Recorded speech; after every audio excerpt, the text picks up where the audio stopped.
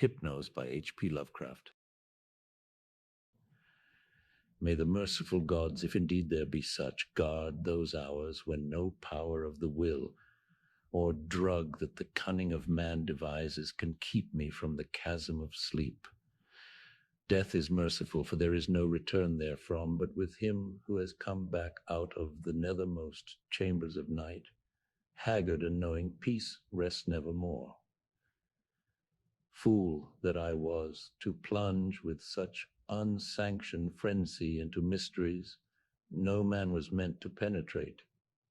Fool or god that he was, my only friend who led me and went before me, and who in the end passed into terrors which may yet be mine. We met, I recall, in a railway station where he was the center of a crowd of the vulgarly curious. He was unconscious, having fallen in a kind of convulsion which imparted to his slight, black-clad body a strange rigidity. I think he was then approaching 40 years of age, for there were deep lines in the face, wan and hollow-cheeked, but oval and actually beautiful, and touches of gray in the thick, waving hair and small, full beard which had once been of the deepest raven black. His brow was white as the marble of Pentelicus, and of a height and breadth almost godlike. I said to myself, with all the ardor of a sculptor, that this man was a faun statue out of antique Hellas, dug from a temple's ruins, and brought somehow to life in our stifling age only to feel the chill and pressure of devastating years. And when he opened his immense, sunken and wildly luminous black eyes, I knew he would be thenceforth my only friend, the only friend of one who had never possessed a friend before, for I saw that such eyes must have looked fully upon the grandeur and the terror of realms beyond normal consciousness and reality, realms which I had cherished in fancy but vainly sought. So as I drove the crowd away, I told him he must come home with me and be my teacher and leader in unfathomed mysteries, and he assented without speaking a word. Afterward I found that his voice was music, the music of deep vials and of crystalline spheres. We talked often in the night and in the day, when I chiseled busts of him and carved miniature heads in ivory to immortalize his different expressions. Of our studies, it is impossible to speak, since they held so slight a connection with anything of the world as living men conceive it. They were of that vaster and more appalling universe of dim entity and consciousness which lies deeper than matter, time, and space, and whose existence we suspect only in certain forms of sleep, those rare dreams beyond dreams which come never to common men, and but once or twice in the lifetime of imaginative men. The cosmos of our waking knowledge, born from such an universe as a bubble is born from the pipe of a jester, touches it only as such a bubble may touch its sardonic source when sucked back by the jester's whim. Men of learning suspect it little and ignore it mostly. Wise men have interpreted dreams and the gods have laughed. One man with oriental eyes has said that all time and space are relative, and men have laughed. But even that man with oriental eyes has done no more than suspect. I had wished and tried to do more than suspect, and my friend had tried and partly succeeded. Then we both tried together, and with exotic drugs courted terrible and forbidden dreams in the tower studio chamber of the old manor house in hoary Kent. Among the agonies of these after days is that chief of torments, inarticulateness. What I learned and saw in those hours of impious exploration can never be told, for want of symbols or suggestions in any language. I say this because, from first to last, our discoveries partook only of the nature of sensations. Sensations correlated with no impression which the nervous system of normal humanity is capable of receiving. They were sensations Yet within them lay unbelievable elements of time and space, things which at bottom possess no distinct and definite existence. Human utterance can best convey the general character of our experiences by calling them plungings or soarings. For in every period of revelation, some part of our minds broke boldly away from all that is real and present, rushing aerially along shocking, unlighted, and fear-haunted abysses, and occasionally tearing through certain well-marked and typical obstacles, describable only as viscous, uncouth clouds or vapors. In these black and bodiless flights, we were sometimes alone and sometimes together. When we were together, my friend was always far ahead. I could comprehend his presence despite the absence of form by a species of pictorial memory whereby his face appeared to me golden from a strange light and frightful with its weird beauty, its anomalously youthful cheeks, its burning eyes, its Olympian brow, and its shadowing hair and growth of beard. Of the progress of time, we kept no record. For time had become to us the merest illusion. I know only that there must have been something very singular involved, since we came at length to marvel why we did not grow old. Our discourse was unholy and always hideously ambitious. No god or demon could have aspired to discoveries and conquests like those which we planned in whispers. I shiver as I speak of them, and dare not be explicit, though I will say that my friend once wrote on paper a wish which he dared not utter with his tongue, and which made me burn the paper and look affrightedly out of the window at the spangled night sky. I will hint, only hint, that he had designs which involved the rulership of the visible universe and more. Designs whereby the earth and the stars would move at his command and the destinies of all living things be his. I affirm, I swear, that I had no share in these extreme aspirations. Anything my friend may have said or written to the contrary must be erroneous, for I am no man of strength to risk the unmentionable warfare in unmentionable spheres by which alone one might achieve success. There was a night when winds from unknown spaces whirled us irresistibly into limitless vacua beyond all thought and entity. Perceptions of the most maddeningly untransmissible sort thronged upon us. Perceptions of infinity which at the time convulsed us with joy, yet which are now partly lost to my memory and partly incapable of presentation to others. Viscous obstacles were clawed through in rapid succession, and at length I felt that we had been borne to realms of greater remoteness than any we had previously known. My friend was vastly in advance as we plunged into this awesome ocean of virgin ether, and I could see the sinister exultation on his floating, luminous, too youthful memory face. Suddenly that face became dim and quickly disappeared, and in a brief space I found myself projected against an obstacle which I could not penetrate. It was like the others, yet incalculably denser, a sticky, clammy mass, if such terms can be applied to analogous qualities in a non-material sphere. I felt, been halted by a barrier which my friend and leader had successfully passed. Struggling anew, I came to the end of the drug dream and opened my physical eyes to the tower studio, in whose opposite corner reclined the pallid and still unconscious form of my fellow dreamer, weirdly haggard and wildly beautiful as the moon shed gold-green light on his marble features. Then, after a short interval, the form in the corner stirred, and may pitying heaven keep from my sight and sound another thing like that which took place before me. I cannot tell you how he shrieked, or what vistas of unvisitable hells gleamed for a second in black eyes crazed with fright. I can only say that I fainted and did not stir till he himself recovered, and shook me in his frenzy for someone to keep away the horror and desolation. That was the end of our voluntary searchings in the caverns of dream. Awed, shaken, and portentous, my friend, who had been beyond the barrier, warned me that we must never venture within those realms again. What he had seen, he dared not tell me, but he said from his wisdom that we must sleep as little as possible, even if drugs were necessary to keep us awake.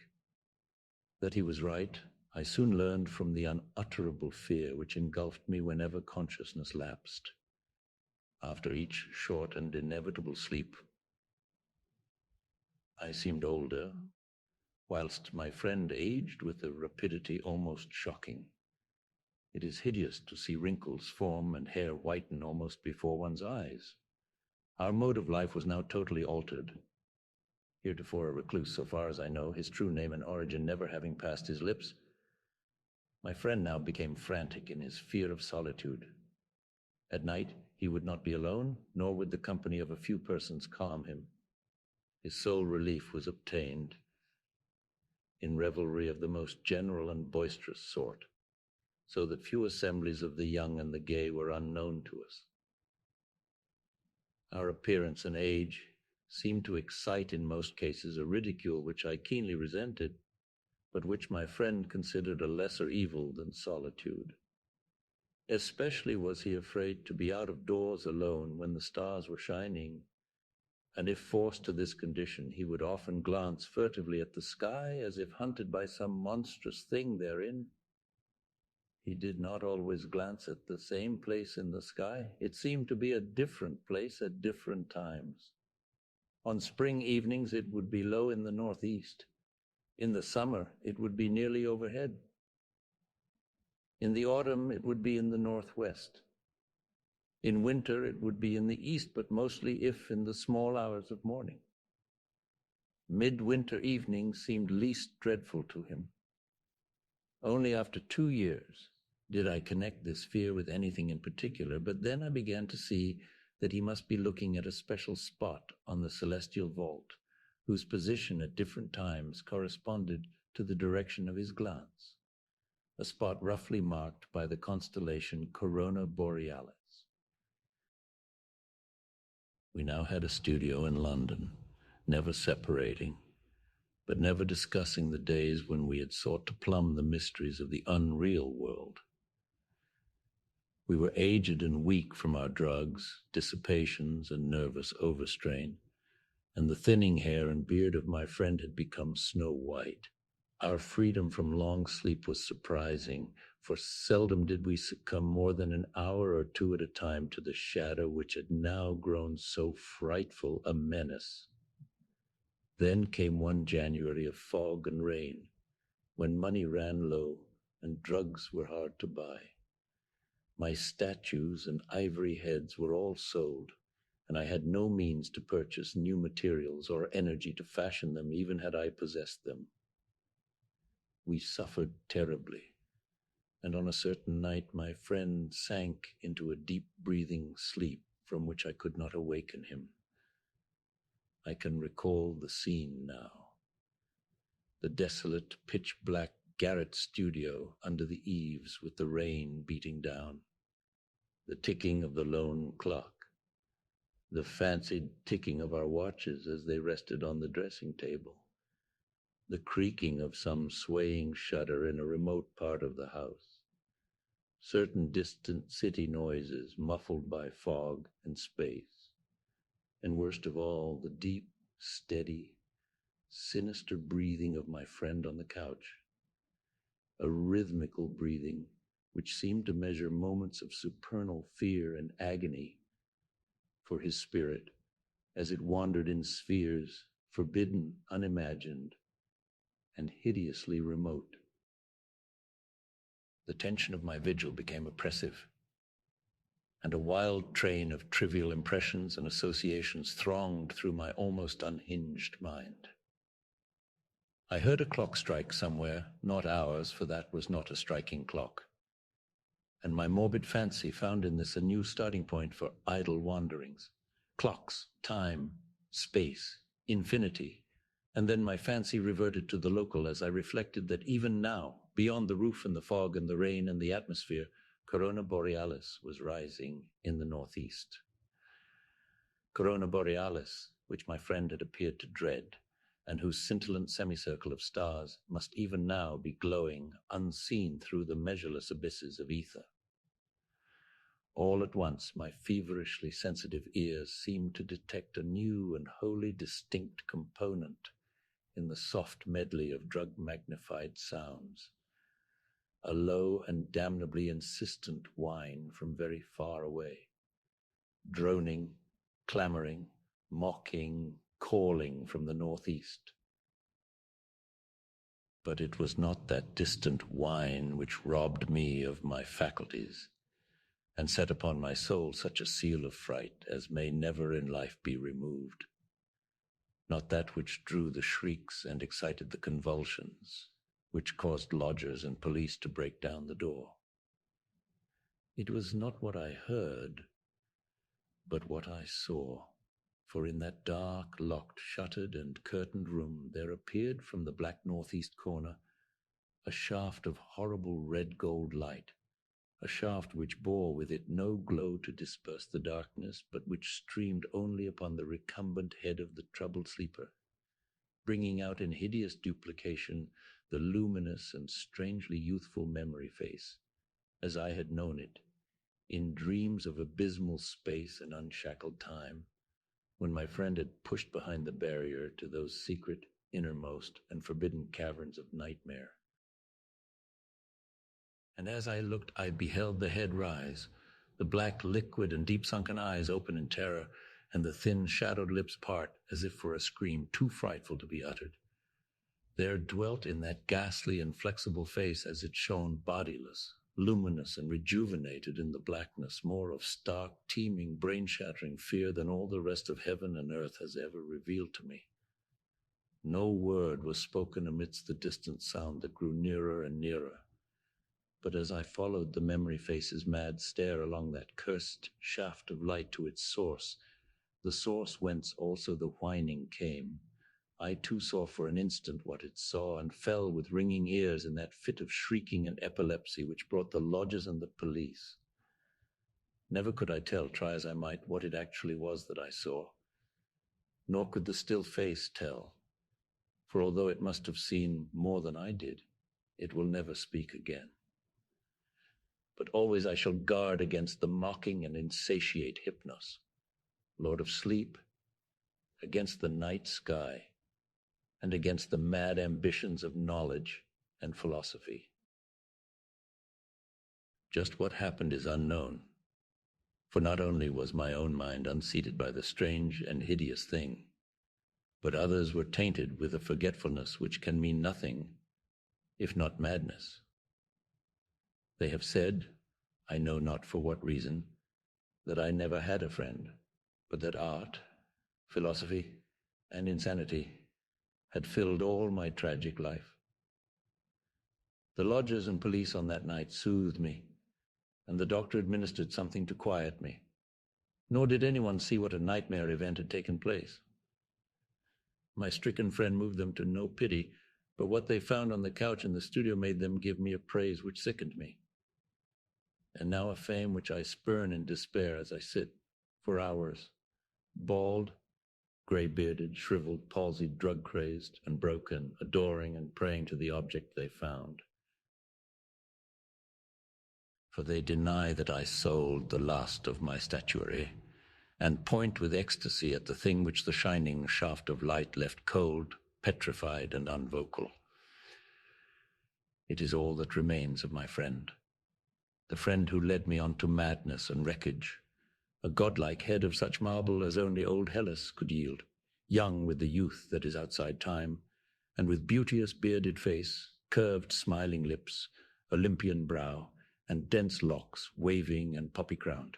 They say that that haunting memory face is modeled from my own, as it was at 25, but upon the marble base is carven a single name in the letters of Attica, Hypnos. I hope you have enjoyed listening to this rendition of Hypnos by H.P. Lovecraft. Please consider subscribing to the channel. Thank you.